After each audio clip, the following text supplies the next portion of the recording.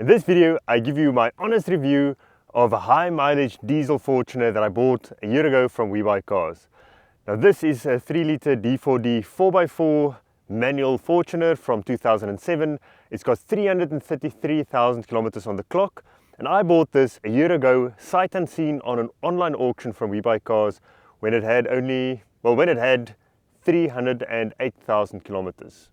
I saw this Fortuner on the WeBuyCars website, and this is actually the first car ever that I bought from WeBuyCars. I was inexperienced back then.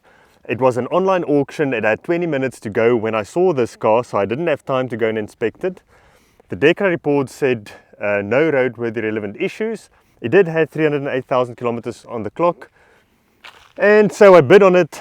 Starting price was 152,000 Rand, and in the end no one else bid on it and I won it.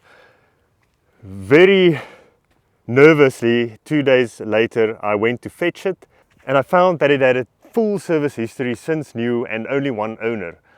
And I actually contacted the owner and he said he never planned to sell it, so he properly maintained it as he was going to keep it forever, but then spotted the Prado for sale and just quickly sold it to WeBuyCars. Now the Fortuner came with this front rudder roof rack, which was already, I think, about 10,000 Rand. The tires were still good, but then I fitted these radar renegades earlier this year, and I've done about 7,000 or 8,000 kilometers with these. I've made 2 videos already on these radars because they were sent to me for free by Radar tires, so you can go check that out. I've always wanted the Fortuner, but the problem is they are expensive for what you get. I mean, 300,000 kilometers and they still go for nearly 200,000 Rand in this condition. So I really got lucky at the price. The only thing that I fitted to it when I bought it were these Stonehill seat covers, and I'm glad I did because the leather underneath is still in mint condition after 300,000 kilometers and 18,000 years. You can see the dashboard inside, everything is still clean. Yes, there's a bit of wear on the steering wheel, but not much. The stitching the stitching is coming loose a little bit, but not the glue, so it still looks fine. A little bit of wear on the knob there, and the usual armrest there where the window buttons are. But apart from that, there's actually not much wear on this car. It also came with the original roof bars, so the guy bubble wrapped them and put them in the car, so that was nice. And then in the rear, the carpet is still fairly clean. I put this rubber mat in here. It's just a cheap piece of rubber that I cut, and it still has these jump seats in the back. Well, it's not jump seats, it's actually a full third row of seats. They fold up to the sides, and I just took them out to have more space because we're camping here close to Honderklip Bay in the West Coast. It had the tow bar, and I'm towing a heavy 1,500 kilogram Jurgens Explorer.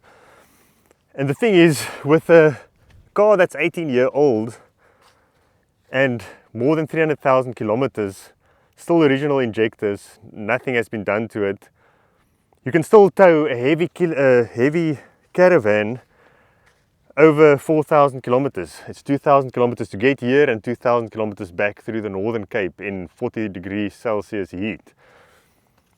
In a moment, when we take it for a drive, I'll chat about the maintenance or the repairs that I've had to do over the last year. I bought this in November last year. It's now December, so it's been 13 months. And so far, this car has been absolutely amazing. Okay, so I'm on a sandy track here. I had to drive low range just now. I'm back in 2-wheel drive. Well, it's actually permanent 4-wheel drive. These Fortuners, the 4x4s, this is 2007, had permanent 4-wheel drive, so all 4 wheels pulls. It's got an open center diff, so if one wheel loses traction, all the power will go to that wheel, and so you can then switch to high range with the center diff lock, which will split it 50-50 front and rear, and then you can obviously select low range, and then it's split 50-50 front and rear, and it's got low range. There's also a diff lock button which you can only use in low range, and then this car is almost unstoppable. I mean, I'm used to old 4x4s that didn't have any diff lock or only low range and solid front axles, and then you have to really work hard to maintain traction. But in this car it's just so easy, like any other modern car. Here the sand is actually getting thicker again, so I might have to switch to low range. I think let's actually do that, because I see there's ostriches up in the road.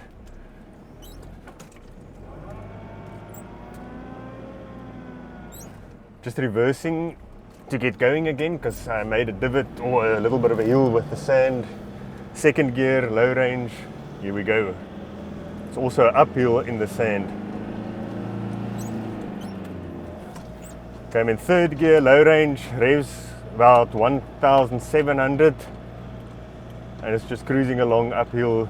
Got the tire pressures at 2 bar all around. Driving here on the tar road, it's 2.5 in the front, 2.7 in the rear. With the heavy caravan.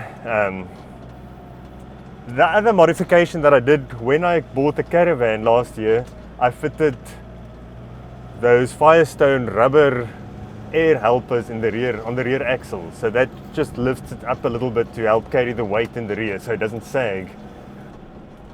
So this engine, if I remember correctly, because I don't have signal to check here, I don't have internet, is delivers, it's a 3-litre diesel D-4D or the 1KD FTV. It's also the same engine from the Hilux. It delivers 120 kilowatts, if I'm not mistaken, and 343 Newton meters of torque, all the way from as low as 1,600 up to I think 3,000 RPM. And these engines are super reliable. There are stories about cracked pistons, but those were I think Euro 3 or Euro 4 engines from 2012 to 2013. I haven't heard of anyone of these old ones, so comment below if you've heard of anyone with the old 2007 that has cracked a piston. I think the most important maintenance is regular oil changes, diesel filter and air filter. I changed the diesel filter just before we left. It had 7,000 kilometers on it, which is way less than the service interval, and it was already caked with black gunk between the paper folds.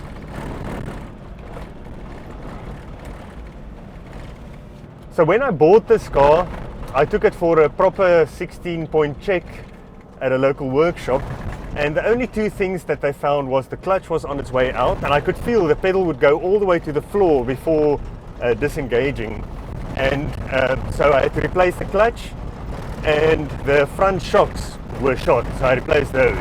And that was the only things I had to replace immediately. That cost 20 grand. Yes, I know it's a lot. I should have done the clutch myself or somewhere else. And then the first trip, last year this time, we towed the caravan to Cape Town from Limpopo, 2,000 kilometers, and within 500 kilometers the water pump started leaking.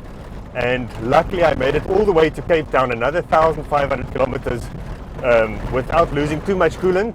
I checked the temperature all the time, and they replaced it the day before Christmas, and that was 8,000 because they also replaced the timing belt kit while they were all the way in there.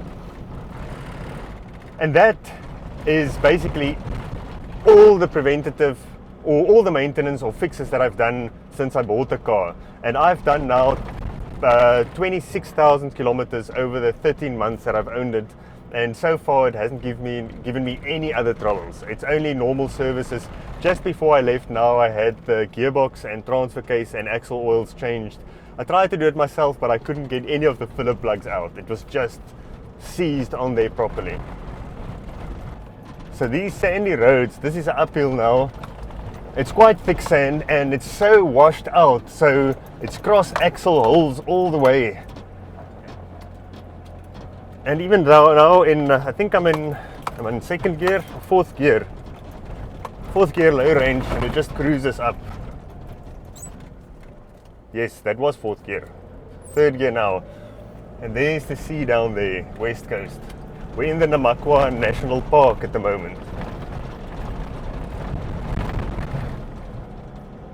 Uphill, third gear, low range, just cruising along 2,000 RPM. No issues whatsoever.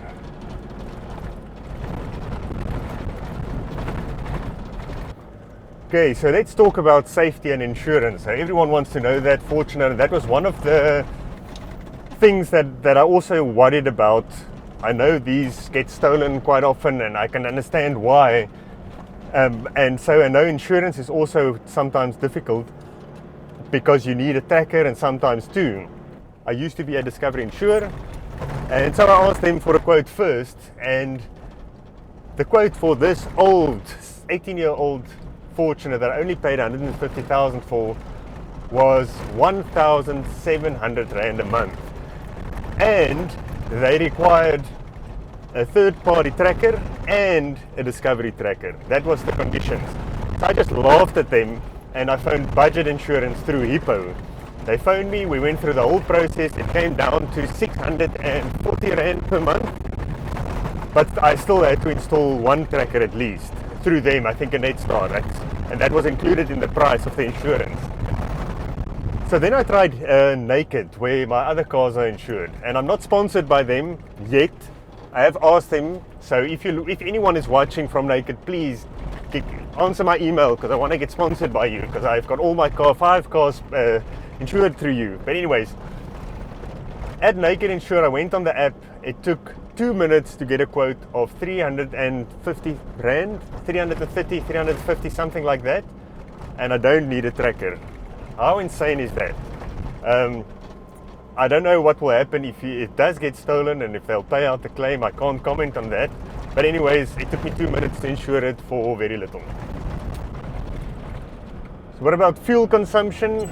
I keep track of the fuel consumption every time I fill up. So in the last 26,000 kilometers, every time I fill up, I take a photo of the trip computer and a photo of the liters that I filled up with, and I divide the two and I write it down. And I can tell you now from experience, because I don't have the spreadsheet with me, I usually get 10 kilometers per liter on the open road. It's sometimes as high as 11 kilometers per liter, sometimes down to 9 if I do some town driving in between. But it's always between 9 and 11, and that's with mixed town driving, open road, it doesn't matter. Towing the caravan, it's 1,500 at least. The gross vehicle mass is 1,650. Then I consistently get 7.8 kilometers per liter. I don't know why 7.8 and not 8 or 7.5. It's 7.8 kilometers per liter. I have seen as low as 7 when there's a wind from the front. I always tow in 4th gear, never 5th gear, and you shouldn't do that. Comment below if you disagree. So I tow in 4th gear around 100 to 110 kilometers per hour on the GPS, and that's when I get 7.8.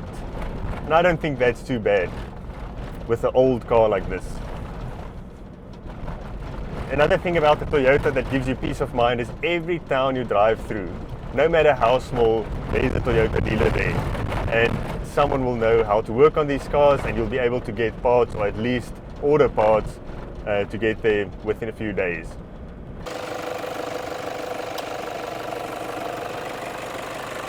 There's the D-4D clattering, idling away perfectly. Just going to switch it off.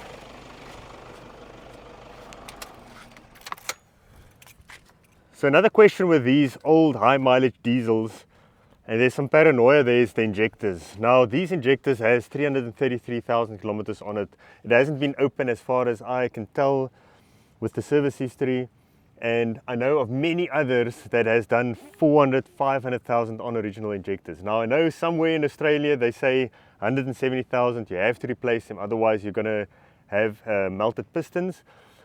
Now I've tried to find out locally, and everyone, Toyota included, says if it idles fine, if it starts fine, if it doesn't smoke, and the injector feedback values are fine, which they are on this one, I've scanned it, then you don't touch it. Because we don't want to disconnect these pipes to get the injectors out, and then dirt goes in there. You'd make it worse by fiddling with it if it doesn't give issues. That's what I've been told. Let me know in the comments if you disagree, or if you think I should replace them. I don't think I will. It costs about 50,000 to get them replaced correctly with new original ones, including all the pipes and everything. The diesel filter is super easy to get to. Oil filter is super easy to get to. It's got a little like a indent around it, which is nice because it catches the oil. Power steering fluid, easy to get to. Coolant, easy to get to. Brake fluid. The air filter is super easy to get out. So it's just so easy to work on this car and maintain it yourself. Like I said, so far I haven't had to do anything major. I actually removed the EGR. It sits under there, under the intercooler, and it was super easy to get the intercooler off and open it up, and it was super clean inside. It looks like someone has cleaned it recently, and they maybe even blocked it off. I couldn't see any block-offs, but it was too clean not to be blocked off. I'll dig in a little bit deeper. But anyways, let me know if you think that is something that should be done, blocking off EGRs, maybe a future video. And then finally, just a few features on the inside. There's not much to report on this D-4D. It's not very luxurious or fancy. It's got a radio, obviously. The aircon blows ice cold after all those years. There you can see the kilometers. Oh, the sun. 332,970. And then you've got your 2 trip computers, obviously. And then up here, might be flickering, it does on the screen now. But anyways, it shows the temperature, the average fuel consumption. There's your 7.8 with the caravan, the instantaneous or the current fuel consumption, then average speed, estimated time, not sure what that means, range left, and back to your temperature. And the range on this is usually at around 400 kilometers. I fill up. I don't drive it until the light goes on. And I think it takes 65 liters, the fuel tank. So you can do the math. That's 600 if you drive without the caravan, and with the caravan, much less. So there you go. 18-year-old Toyota Fortuner with 333,000 kilometers on the clock that I bought sight unseen on an online auction from WeBuyCars. Super dodgy. Don't do that. Go and inspect the car before you buy. But it served me well. I was super lucky. And there are awesome Fortuners out there, especially the petrol ones, the 4-liter V6. They are amazing, and you can get them for much cheaper than this, and they'll last forever. You'll just pay through your teeth for fuel. But anyways, let me know what you think. Comment below if you have any questions. And if there's anything else you want to see on the Fortuner, let me know, because I'm going to keep it, so I'll make lots more videos on it. Thank you for watching, and yeah, it's just before New Year's, so I hope you have a great 2026. Cheerio!